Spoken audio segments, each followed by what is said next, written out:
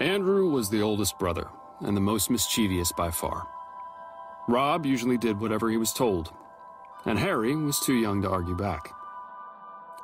"Did you ever hear the story of the Knocker?" Andrew asked in a sinister tone. "The Knocker?" his brothers replied, looking at Andrew skeptically. "Yes, it lives in the mine past the dock.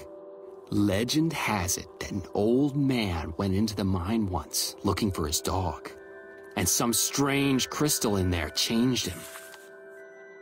"Changed him into what?" Rob inquired, already far too interested for his own good. Andrew's face grew wide and animated. "No one knows, because everyone who sees him dies. But apparently, he knocks on the wall with a massive stick, and if you hear it, it means he'll get you." "Then what happens?" asked Rob nervously. "He eats your skin and leaves nothing but your bones," Andrew said with a sinister tone in his voice. "That's rubbish," said Rob, sounding a little unsure of himself. "Dad works in the mine every day, and he's never said nothing." "Oh, no?" asked Andrew. "Why don't we go see for ourselves, then?" "If you're so sure." "'Cause we'll get grounded. Mom said we're not allowed at the docks, even when it's daylight." "No, you're not allowed at the docks. I'm the oldest, and I'm saying it's okay. We just won't tell anyone." "I don't know, Andy," said Rob. "Well, I do. Get your coats. We're going now." At this time in the evening, all but a few shops in the village were closed for the day. Andrew and his two very worried-looking brothers had made their way past all the other houses and were about to cross the village and head down to the dock. Only one thing stood in their way: Mr. Jefferson, the innkeeper. He was sweeping up for the night. The whole town knew how much pride he took in his work. He might be there for a while. "It's no good. We'll have to go home," said Rob, glad the adventure was over. "Rubbish," barked Andrew. "Let's just wait. It's either that or we can go the long way round by the river." "I can't be bothered with all that," Rob sighed. "The Knocker won't mind what time we get there," said Andrew. Rob frowned, feeling a bit silly that he was so taken in by the story and had agreed to come in the first place. Andrew turned to Harry, his face looking very serious now.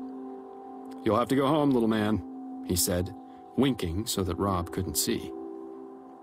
"That's not fair. Why does he get to go and I don't?" moaned Rob. "'Cause he's too young to be out this late. Besides, we might be a while and he can help us sneak back in later." "Right. Off you go," Andrew pushed, winking again and then whispering into Harry's ear. "Just remember where we said." "Okay, Andy," he said trustingly.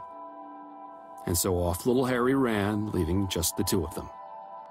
As soon as Mr. Jefferson was finished, both boys began to make their way down to the docks. The dock was full of boat parts and cranes, old buoys, fishermen's gear, a creepy setting in the dark. Andrew lit an old oil lamp and gave it to Rob to hold. "Here, take this and tell me if you see it. We're almost there." There was an old mine entrance that hadn't been used for many years and had partially collapsed at some point, leaving only 30 yards or so still accessible. "In you go, Rob," said Andrew confidently. "I'm not going in first," Rob whispered somewhat aggressively. "You've got the light," said Andrew, copying his tone. "Well, then you have it." "Stop being a baby," laughed Andrew. "Get in there." Rob took a few steps at a time, slowly inching into the long tunnel, passing smaller tunnels that split off from the main path, but he didn't dare look down them. His hands were shaking with fear. There was no use trying to hide it. The lamp handle was rattling and the light was dancing all over the place, making it look far more scary than it actually was. "You okay?" asked Andy, trying not to laugh. "What are we doing?" barked Rob. "Looking for the Knocker, remember?" "He must not be here," Andrew offered disappointedly. "How do you know?" whispered Rob. "'Cause he can smell fear. If he was in here, you'd be a goner already. At that moment, 3 loud bangs echoed through the whole mine shaft. "Oh, crap!" cried Rob. "What the hell was that?" Andrew said nothing. Again, 3 loud bangs, followed by 3 more. "They're getting closer!" Rob yelled. More banging and more banging. Rob felt paralyzed, and Andrew just stood behind him, saying nothing. The banging got closer and closer, until a figure could be seen. Something. What was it? Moving closer and closer, banging all the time. "Oh, God! What are we going to do?" cried Rob. And just then, the figure came into the light. It was their little brother. "Harry!" yelled Rob. Andrew fell to the floor laughing. "That was priceless, Rob." Harry walked with his head slightly low, and without making eye contact. "Please don't hate me, Rob. Andrew made me do it." Rob shoved the lamp at Andrew. "I don't hate you, Harry. Let's just get the hell out of here." Just then, Rob stopped in his tracks. "Shh! Everyone! What was that noise?" "It's not gonna work," Andrew sighed. "No, seriously," said Rob.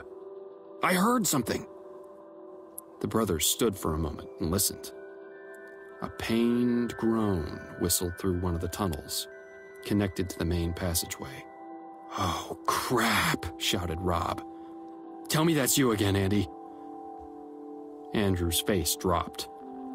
"No, that's nothing to do with me." Suddenly, knocking and banging 3 times louder than before, and moaning and yelling spilled from the mine, getting closer and closer. "That's real!" Andrew cried. Harry grabbed hold of Rob's arm.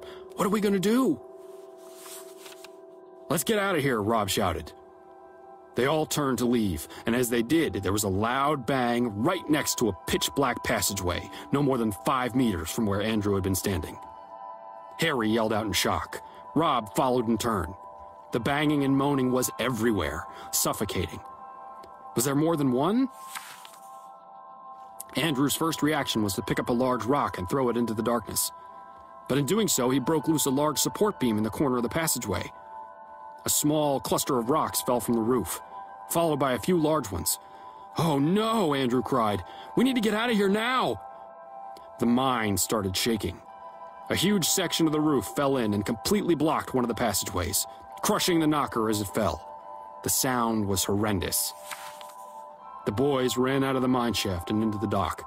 More collapsing and screaming followed as part of the mine caved in on itself. The boys didn't look back once. Running all the way home, crying and in shock at what they had just seen. When they got home, their mother was standing outside the door waiting for them. "And where on earth have you been?" she asked with a disappointed tone, as if I didn't already know. "Mom, I'm sorry," cried Andrew. "We went to the mine by the dock, and there was—" "What have I told you about going down there?" she interrupted. She could see how shaken up they were. "I know, I'm sorry, but we found something down there." "What did you find?" asked their mother with a disbelieving smirk on her face. "We found the knocker. There were loads of them. We managed to get away, but—" "That will teach you a lesson. I'm glad you're scared," she barked. "You know you're not supposed to go down there. You didn't see the knocker. But I'm glad it worked." "What? What do you mean?" asked Andrew. His brothers still catching their breath. "We did see the knockers. There were loads of them." "No, you didn't," she replied. "I saw you sneaking off down the road earlier on, and I knew what you were up to. And when your father got home from the pub, he was so angry with you, he decided to follow you. Him and his mates went up there to teach you a lesson. And I can see it's worked. Never go down there again." The boys all stood still, their faces pale and grim. All they could hear were the screams and the rocks crushing bone and flesh. "Father?"